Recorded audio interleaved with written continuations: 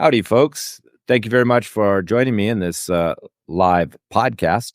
I do appreciate your questions while I'm speaking.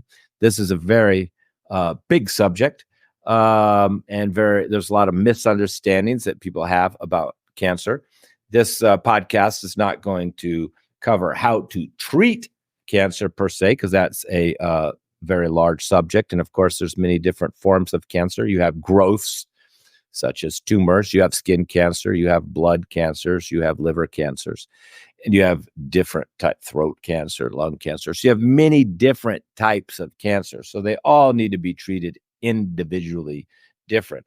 But what we're going to cover here is not these individual treatments, because that's a huge subject, but we're going to cover some of the common misunderstandings about cancer. First of all, other countries, specifically India, are treating cancer on a regular basis. And most wealthy people around the world, particularly Middle Easterners and Arabs in particular from the UAE and Saudi Arabia, when they have cancer, they do not come to the United States. They go to India. And you could go online and you could search for Ayurvedic Cancer Clinic, India, and you can find there's thousands of them. Now, of course, you have to pick the right one. It's good to know people, but there's many that are decades old and have a very, very good reputation. In fact, many of the cancer clinics in India that are, not using chemotherapy and radiation, are just using Ayurvedic treatments and herbs, are huge, as big as college campuses with multiple buildings, where every building is for a particular type of cancer, with large parking lots and thousands of people working there, just massive. And so they exist, and they've been treating cancer using Ayurvedic herbal treatments for decades. Many of these old hospitals in India were built in the 50s. And some of them were Ayurvedic hospitals. Of course, in India, you have Western hospitals, you have Indian hospitals, and you've got hospitals that even provide both forms of treatment, both Western pharmaceutical and Indian Ayurvedic. So there's not such a big division in India. But if you were to go in to one of these large cancer clinics or hospitals in India that's using Ayurveda means, it would be hard to say that cancer's not treatable, because they're doing it.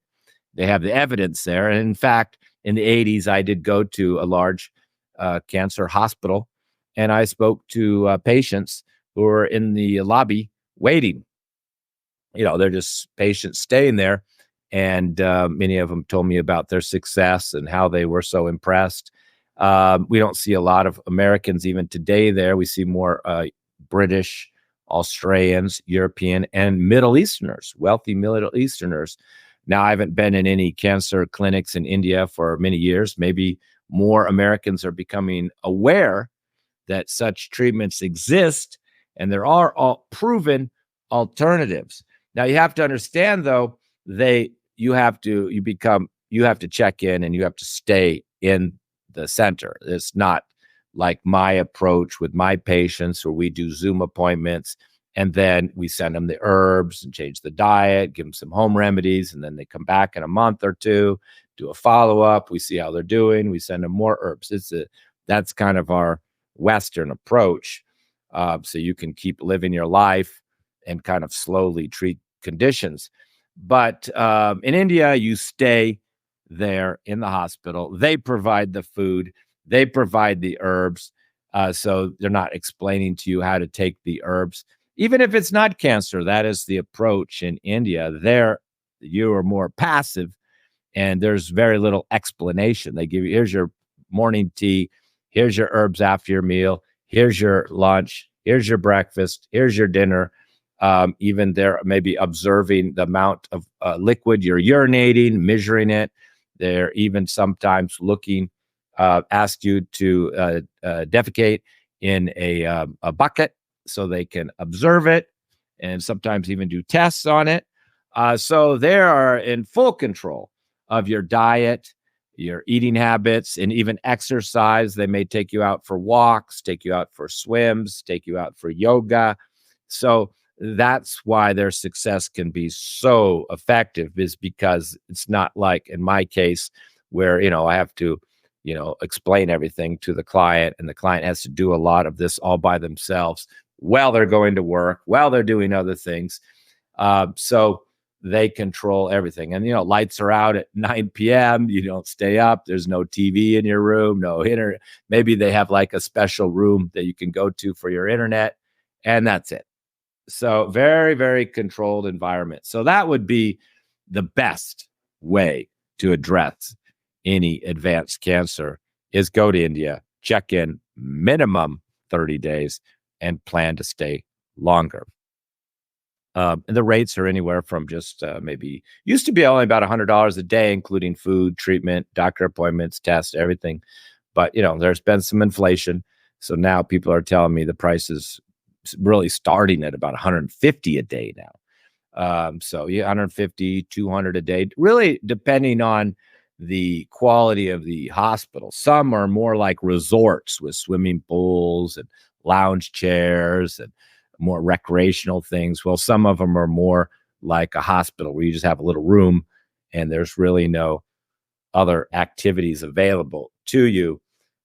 So that's really what varies. Once you go into the resort type, which is more comfortable and you get a nicer room, maybe even a TV, and you've got a gym, an outdoor area, and some lounge, a pool, then that's going to knock the price up. That's what really increases the price.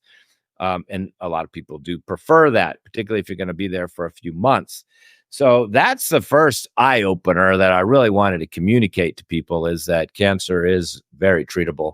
But the best are in India, better than any other place. For sure, undoubtedly. So that's the first thing you should know. Second thing is that, no one treatment is going to solve your cancer problem. And I know a lot of people who end up with cancer, they're looking for, that little magic pill. And people try many things, not to say that they don't have benefit, but this concept of looking for some, one cure. You can see colloidal silver. People do Isiac tea. People do apricot kernels. And, they're betting on that particular single treatment. Now, again, there's many types of cancer, so that's already a little flawed right there, because you really need to treat each type very individualistically. A growth cancer is very different than a blood cancer, and the herbs, the treatment, the approach is completely different. So the whole concept of taking one herb, one tea, one food that's apparently, stops cancer, well, that's flawed. Not to say that they don't have some value and some anti-cancer properties, but that concept of betting on apricot kernels, for example, if you know what I'm talking about, or Isiac tea, that's very dangerous. That's incomplete. So what do you need to do when you treat cancers? You have to think very holistic. First of all, you got to treat everything you can. That's the first policy, because, destroying cancer cells, stopping, shrinking a tumor is all going to take time. So in the meantime, or at least initially, you got to treat every health condition you can to make the body stronger, because it's really we're going to explain why you get cancer according to the Ayurvedic perspective in a minute, but it has a lot to do with your immunity. So anything affecting your immunity, anything adversely affecting your immunity, medicine, antibiotics, anything that's blocking in your body, lymphatic blockage, colon blockage, gallbladder blockage, all can make it worse. Anything blocking the eliminating organs, because cancer also has a lot to do with toxins. So you need to be making sure you're getting rid of toxins. And one of the few causes we're going to cover it is toxic accumulation in that part of your body. So, that means you can't be constipated if you have cancer. You can't be like urinating all night and and not urinating in the day. That's a sign of blockage in the kidney bladder pathway. It could be kidney stones. It could be other things, but you're not eliminating the toxins through the urine, bladder urinary system quickly. Maybe there's an issue with the kidneys, but that needs to be flushed out, and the urine needs to be flowing good in the daytime, nice flow, and not into this at night, which is a sign of blockage. And you got to be sweating. You can't have dry skin, because we do eliminate a lot of toxins through the skin. And of course, there can't be breathing problems either, because we need oxygen. And oxygen, just like ozone therapy, is very effective at fighting cancer cells. So if you're on a CPAP machine, you're having asthma, you're having any breathing problem at all, you better fix it immediately. And we're not talking take an inhaler, because an inhaler or any drugs is just more toxin. So you have to resolve the constipation, resolve the nighttime urination, resolve the breathing problems. And of course, you have to resolve the digestive problems, because if there's any deficiency, nutritional deficiency in any manner, which often can come from poor digestive problems, then, how's the body going to have the strength to recover? So you got to improve the digestion, improve the elimination in all aspects.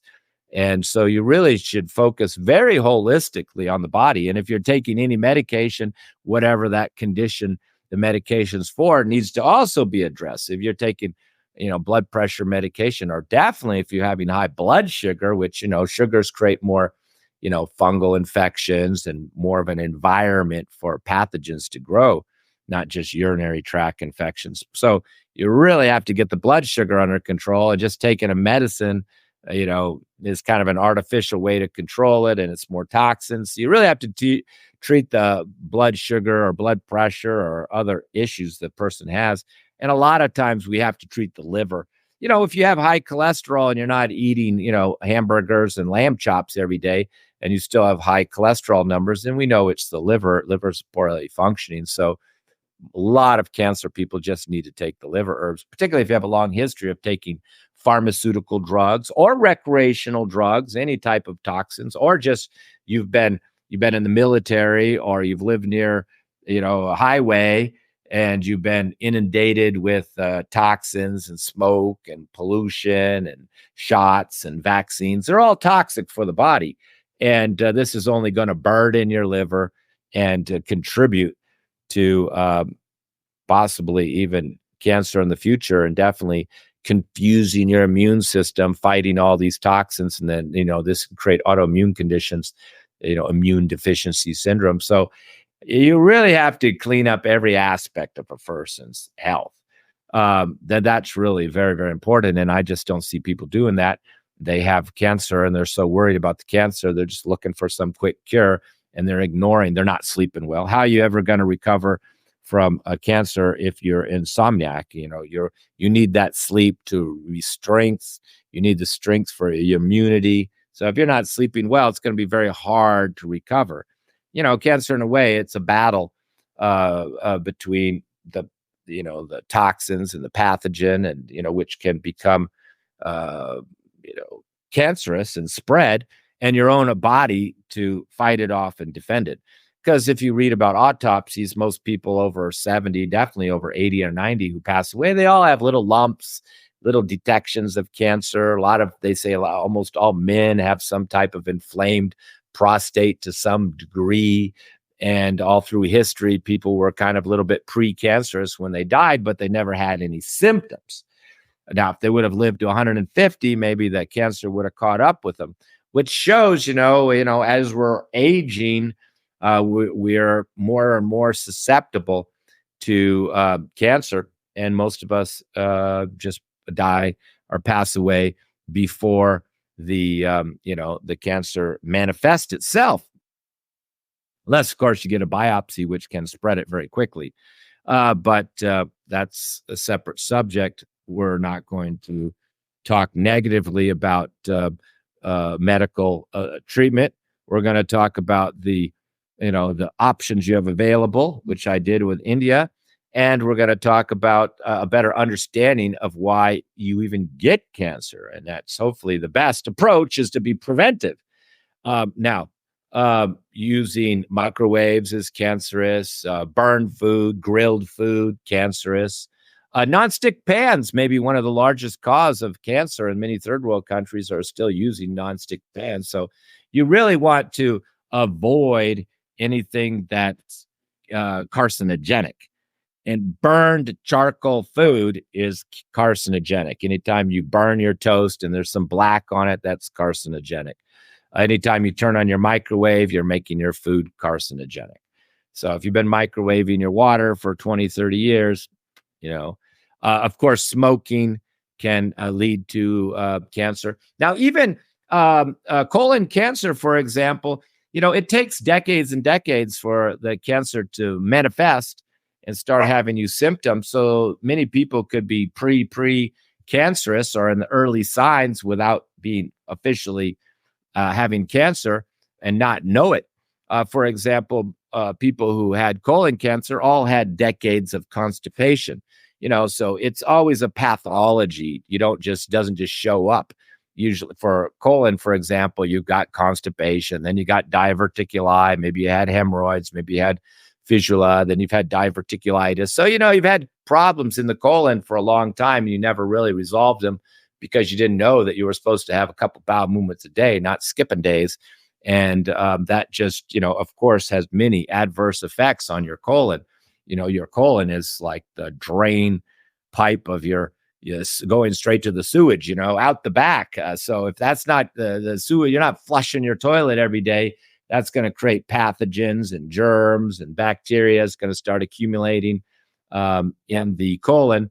And over decades and decades, this is creating a cancerous environment. Doesn't mean you're going to get it because you're constipated, but you're on the pathology. You need to take these conditions, symptoms seriously. Same with acid reflux and GERD. I mean, it can be a little annoying. You can take Tums.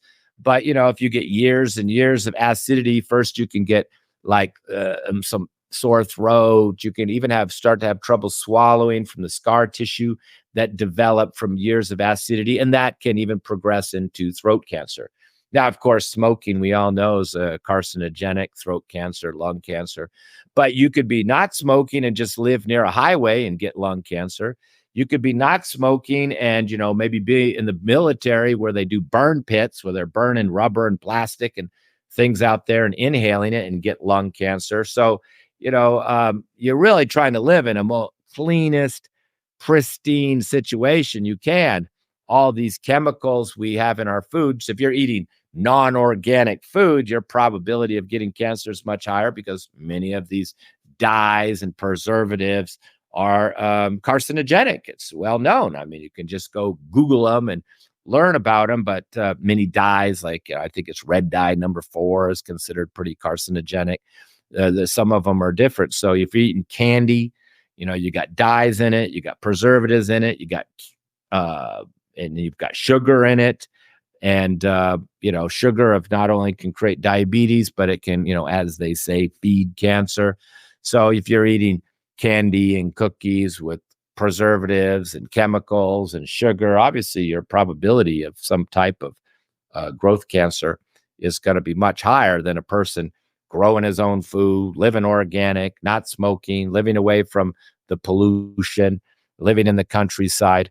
And of course, that's one reason I live in the countryside and grow my own food, is because I want to be consuming fresh air, fresh water, and, healthy, pure food. And that's just not possible in any city. So I live in the countryside. So all this is preventive, of course. So hopefully can live to over 100 and not have cancer. So all of these things that you do throughout your life, like, eating organic, not having junk food, all of these things are going to help you to prevent your cancer accumulating later in life. So now let me talk about from the Ayurvedic perspective on what causes cancer. Well, of course, in Ayurveda, it's a doshic system. We have 3 doshas, Vata, Pitta, and Kapha. And in cancer, most conditions are an imbalance of 1 dosha or 2 dosha. If you're overweight, fatty liver, high cholesterol, those are all kapha imbalances. If you have acid reflux, heartburn, burning skin, red skin, anger issues, those are all pitta imbalances. if you're depleted, underweight, constipated, gas and bloating, and insomnia and having anxiety, those are all vata imbalances. Now, of course, people can have combinations. You can have vata imbalance, pitta imbalance, with kapha imbalance, etc. But and to have cancer, a malignant cancer, that's you have to have all three doshas in balance. So you really, and nobody's born with all three doshas in balance. So you definitely are the creator of this condition. Because unless your mother was living out of, I asked a cancer doctor, an Ayurvedic cancer doctor, one time who visited me, and I was driving her around, and I asked her the question, why do children get cancer? And they said, the mother's diet, the mother's food. And she was from India, and she says it's a big problem because the women are cooking in these nonstick pans, and then they have children, and the children end up having brain tumors. And she believes it's from the nonstick pans. But also in India, they do a lot of fire pits, a lot of burning. So, they've got, even you're living out in the countryside, people are exposed sometimes to more chemicals than, we who can buy organic food and things like that. I digress and go back to the what the Ayurveda sees as the ingredients or the essentials for you to have a malignant or life-threatening cancer. You have to have imbalance of vata, pitta, and kapha. So what's kapha imbalance? Kapha imbalance is usually the tumor. That's, the lump. If you have high fibroids, cysts or tumors or just lumps, even little lumps on your hand or just lumps on your arm. Well, these are all not good. They're lumps. And generally that comes from a high protein diet. Too much meat, too much protein powders, too much things like that. You see weightlifters, they're trying to build muscle, but they also can build tumors and growths. Women get uterine fibroids and cysts, all from this excess protein, excess kapha, and just overweight people. They're overweight and they can have big lumps and not even know they have these lumps and tumors. So that's part of particularly for a growth tumor.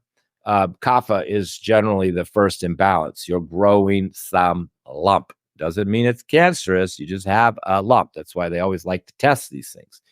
But you need another quality is we need the vata to be high. And the vata its qualities are dry and light. So that usually means a blockage somewhere. There's a blockage. And sometimes the vata can be first and creating the blockage. How do you know if you have a blockage? If you're constipated, you're blocking. If your hands and feet are always cold, you have circulatory problems. It's a type of blockage. If you've had gallbladder problems, that's a blockage. Your gallbladder's not coming out. Even if you feel dizzy and lightheaded and have to lie down, you have some type of blockage. So it's easy to have blockages in the body. And when a blockage is stopping the body from getting the nutrients to the tissue and removing the toxins from the tissue, which is, how we're going to accumulate toxins in that particular area, because there's got to be some type of blockage taking place. And then there's an accumulation of tissue or a lump forming, partially due to the blockage. It can go either way. The lump could come first and start blocking circulation, or the circulation could come first and start creating the growth. And sometimes the growth, just like a clot is a type of growth. So, it doesn't have to be something big. It just have to be a dense, growth or a clot taking place. So you've got this blockage, and also there's a certain depletion that takes place, which is vata, and that's coming because of the blockage, the poor circulation. So there's a lack of nutrients getting to that tissue that we're talking about. That's the vata. And then there's a inability to get the toxins out. That's also part of the blockage. And then the third aspect, so you could have a big lump, like a breast tumor, or for example, and still not be cancerous, of course. That's why they want to test it, because you need the third element, the third imbalance, and that is the pitta imbalance. And once that lump becomes malignant, then it becomes, that's the pitta. So if, say, you have a lump on your shoulder or you have a big sore on your skin, that's but it's not hot, it's not red, it's not burning. then and there's no heat coming from it, it's not inflamed, then that generally means there's not pitta, which basically translates not cancerous. So if you have like a dark spot, but it's just dark and it's not red, it's not inflamed, it doesn't feel hot, generally and it doesn't keep growing, that means it's not cancer. If it keeps growing, that's the cancer growing. And if it's hot and red and anything red and hot, that's the pitta.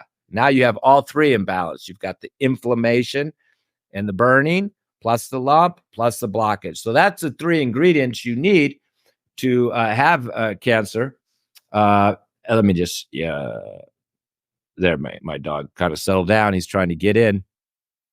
But so to treat cancer from an Ayurvedic perspective, you have to balance Vata, Pitta, and Kapha, all three. So, and one could be more of the cause than the other. Now, if the person is Vata, generally the Vata will be the underlying cause. And if the person's dominant dosha or prakriti is Pitta, it's probably Pitta is the dominant dosha you should try to balance first. And if the person's heavy and overweight, probably that Kapha dosha is the dominant dosha that you need to treat. But you have to treat all three. And this is tricky for the Ayurveda practitioner because just like somebody new to Ayurveda knows, if you have a patient and they have all Vata imbalances, it's very easy. You give them Vata diet, you give them Vata balancing herbs, and this Vata comes down and all their symptoms of gas, bloating, constipation, insomnia, depletion all go away. But it gets more tricky real fast when you have, say, Vata and Pitta. Now you have inflammation, burning, acidity, anger, plus you have these constipation, and anxiety going together. Now you have two doshas to imbalance. So even for the, the new Ayurveda practitioner, it's getting a lot trickier real fast, just having two doshic imbalances. In fact, many new Ayurveda practitioners just aren't really that good at treating two doshic imbalances, and they just see the major one and treat that one, when in reality, they really needed to treat both. But when you have cancer, or a patient has cancer, you really need to treat all three. So it does and there's people who have all three doshas imbalanced, but don't have cancer. So just because you have Vata, Pitta, and Kapha imbalance doesn't mean you have cancer, but it definitely makes you more susceptible. And I do warn the clients at that point that these doshas need to be balanced quickly, at least one of them, to take away the fundamental ingredients necessary to become to avoid having malignant cancer.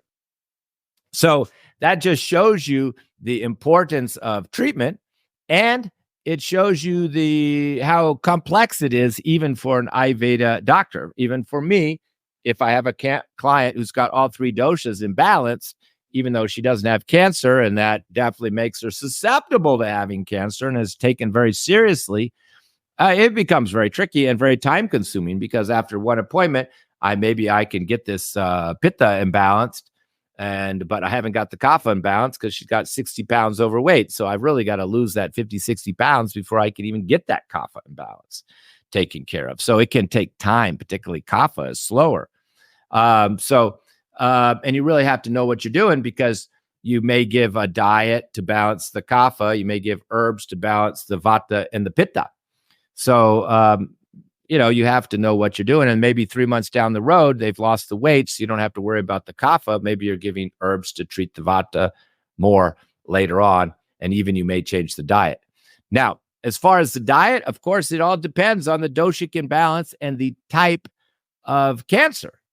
So there's no one diet for cancer. I mean, there's certain things you want to avoid, inorganic foods, in most cases, a lot of animal protein, but that doesn't include ghee. And if you have a depleted person, you may even be fine with depleted, underweight type of person. You may even have animal protein, may be okay. But mostly we're leaving out most of the animal protein, with the exception of ghee. And it tends to be a restrictive diet because you're trying to balance all three doshas.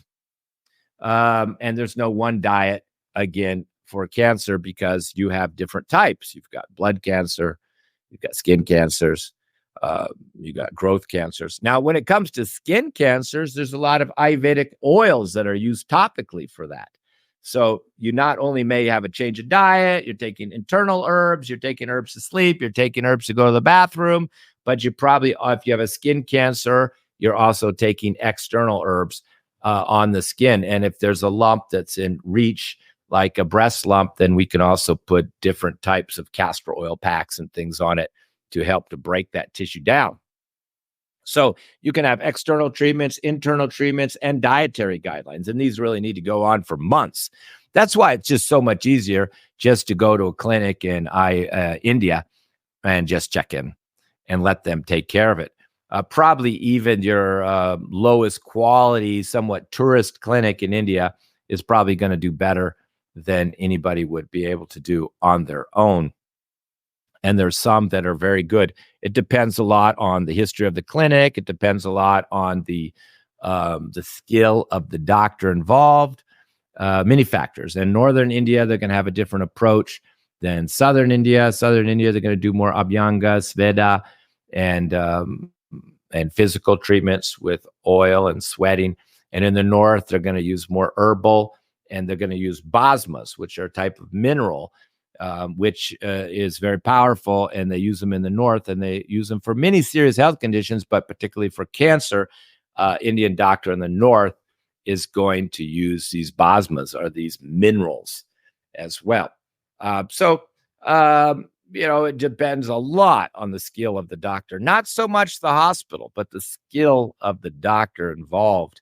So if you have a hospital and the founding doctor is still there, that's good. If he's already, like some of these hospitals are very old and the doctor's already passed away, but the clinic and the hospital are still going because, he founded it. Now it's still, they always put them in trust, and they're not, a lot of them are nonprofit, not like here in the States where they're all for profit. A lot of hospitals and clinics in India are in trust, so they can pass on to the generation, and they're taking salaries and things, but they're not a nonprofit organization.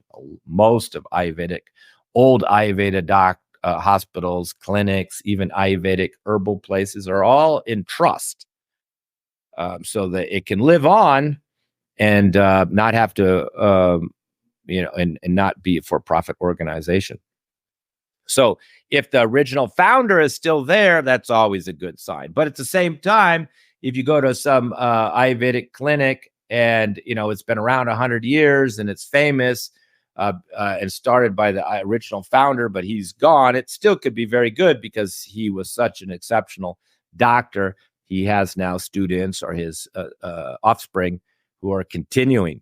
So this type of, evaluation of these hospitals is important. And I, of course, know some in southern India and Kerala, and I know some in northern India up in Himachal Pradesh area. But there's probably many I'm not aware of. I did meet a very good specialized Ayurvedic oncologist. That was her specialty, and she was from Gujarat. And she's the one that told me that babies are getting cancer from what the mother took during pregnancy and nursing.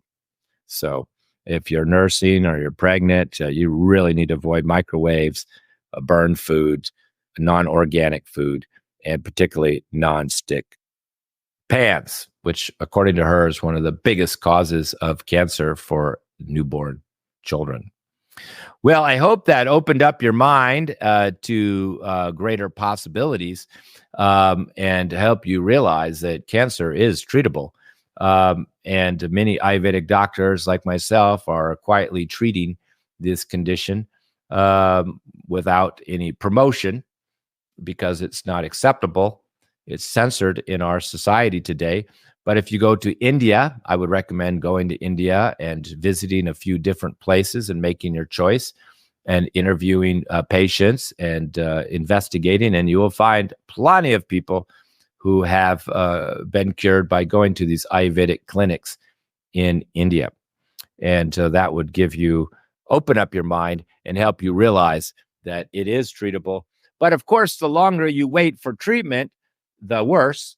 And of course, if a person does chemo, I know some clinics in India that won't accept you once you've done the chemo, because I guess they considered you're too damaged and they have to treat the damage from the chemo and your immune system, and it just makes the whole case more complicated. But I have visited many, and many of them will not take patients once they've done chemotherapy. They want to get them in the earlier stages before they're taking chemo and radiation. So I'm just relaying that to you, that is one factor.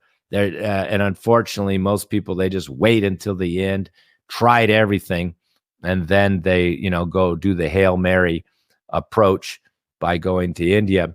And unfortunately, this is going to lower your prognosis of success because you've delayed for years and years. The thing to do would be to go in the early stages, in the very beginning, or even find a good Ayurveda doctor and treat it early as possible. That's where the greatest success rate is, in early treatment. Now, of course, Ayurveda sees cancer as a pathology. And there's 6 stages to the growth of all manifested diseases in Ayurveda, including cancer. And the West can only acknowledge or see through their testing when it's at stage 4. So Ayurveda doctor, he can see it coming, in the earlier stages, particularly when you see these 3 doshas are already imbalanced. They're probably already in stage 3, only just close to being able to have this detected by the medical world. So also, appointment with an Ayurvedic doctor can also help you to see the possibility and the probability of you having cancer down the road, and take action even before you are diagnosed with cancer. That's really the best approach. I mean, the best approach is first preventive, which I spoke about, and 2, regular, deeper checkup, so-called, with Ayurveda doctor, to get rid of all these things that can contribute to your 3 doshic imbalances, like constipation, poor digestion, poor sleep. All those should be resolved just to be preventive. And then still going to an advanced Ayurvedic doctor where he could see whether you have a probability of cancer in the future and start treating it and avoiding it early. You're not even the best time to treat cancer is when you see it coming before it's there. You can just, from experience and understanding Ayurveda and the fact that these 3 doshas have to be imbalanced, or in excess, we should say, then if an Ayurveda doctor sees these 3 doshas imbalanced and a lot of other health issues as well, and maybe even medication that's further complicating the case, maybe without telling the patient, they are concerned that in 10 years, this person could have cancer.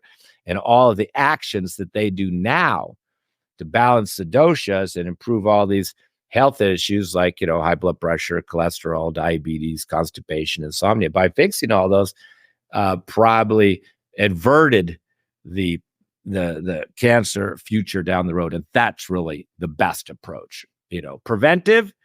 And then if every day be preventive of health problems as much as you can.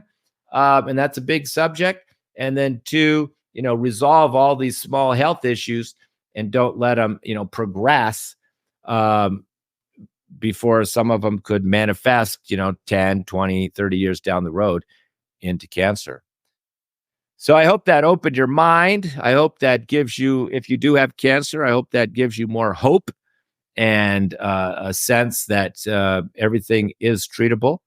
And a lot has to do with the patient more than the doctor. So if you find the right clinic and you find the right doctor, then all the rest is probably going to rely on you.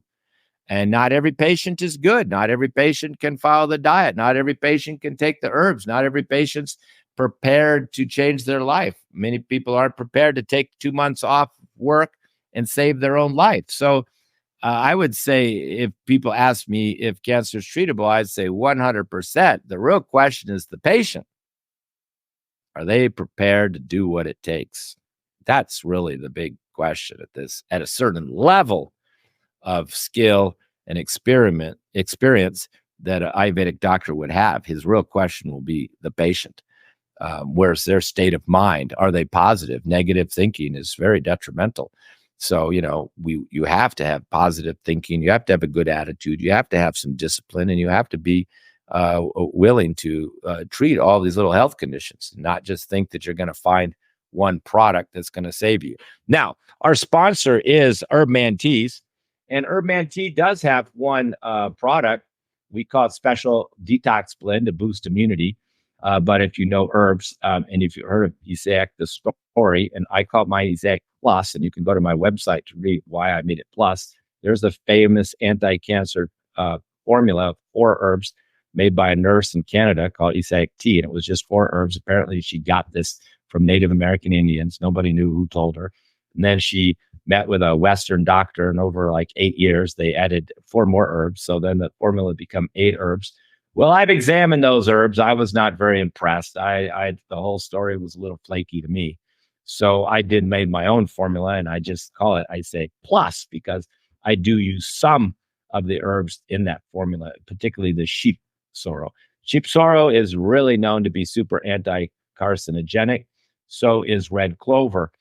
So those are the first 2 ingredients. And dandelion root, of course, is for your liver. And same with burdock root, and same with yellow dock. These are all cleaning your blood, cleaning your liver. So I got 3 liver blood cleansing herbs in there: dandelion root, burdock root, yellow dock. Tulsi is for your immunity, because immunity is very important. And then we have a few more anti-carcinogenic herbs in there, like wormwood, which is also used for parasite, cat's claw, which is from, and Paul de Arco, both from South America, with incredible antiviral, antifungal, anti-carcinogenic properties. And then we do put a little carcata sagrada to just clean out the bowels. And we throw in turmeric because people like it. It was not really necessary, but we put it in there. It does have some qualities, but not. So this is a very potent formula. And people have taken it, including the client I had earlier today, who husband took it, said that it brought down all of his inflammation, got his bowels moving, his skin got better. And I asked if he had cancer, and he didn't even have cancer. So I don't know why he ended up taking it. I think he bought it off of the website, herbmanteas.com. It's a big seller. I'm surprised how many people buy it and never contact me. And I think that's because they think, one bag of tea is going to, solve their cancer. Now, I only use that tea to stop the spread or the prevention of cancers, because it's really cancer cell killing herbs in there. So we can just call the cancer really a pathogen at this point. So that's why you have these anti-parasitical, anti-cancer herbs in there. And then I put some colon herbs in there. I put some liver herbs in there. I put some immune boosting herbs in there. So it's really trying to make the formula more holistic. So, but I would not count even on my tea, which I think is an exceptional tea for boosting immunity, detoxing, cleansing the body, and fighting cancer cells and other pathogens. And many people have given the testimonial, even on my website, that it took care of their inflammation as well. And I'm sure, I'm looking at the herbs, a lot of anti-inflammatory herbs in there. And apparently that's why her husband took it, because somebody else had bought it, got rid of their inflammation. They didn't buy my anti-inflammatory tea. They didn't buy my arthritis tea. They ended up buying this Isaac tea because it got rid of they heard it got rid of somebody else's inflammation.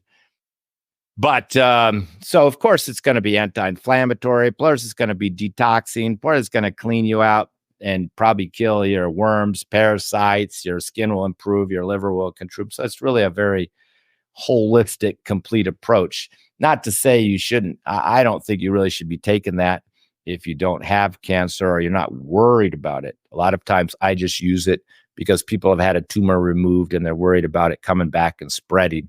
And I think for that type of situation, that tea works. But in many cases I've never even given the tea out. But it does sell, and we do get good feedback on that formula. And but it's not a treatment all by itself. That is a very important thing. Your diet has to change, your lifestyle has to change, and all of your other health issues need to be resolved. And that particular cancer you have, whether it's a blood cancer or liver cancer, skin cancer, there are Ayurvedic formulas just for that particular type of cancer. And this tea is not for any particular type of cancer. It's kind of like supplemental. So you would have herbs to get with your health, your colon, your liver, your sleep. Plus, there would be a specific formula for your type of cancer. And then maybe on top of that, we throw in the tea to drink all day like water. Is a very holistic approach. And all of your bad habits, partying, drinking, smoking, staying up late, they all have to go. So I hope that gave you the big picture. I wish all of you the best of health and happiness. Don't hesitate to contact me. And God bless you all. Thank you very much.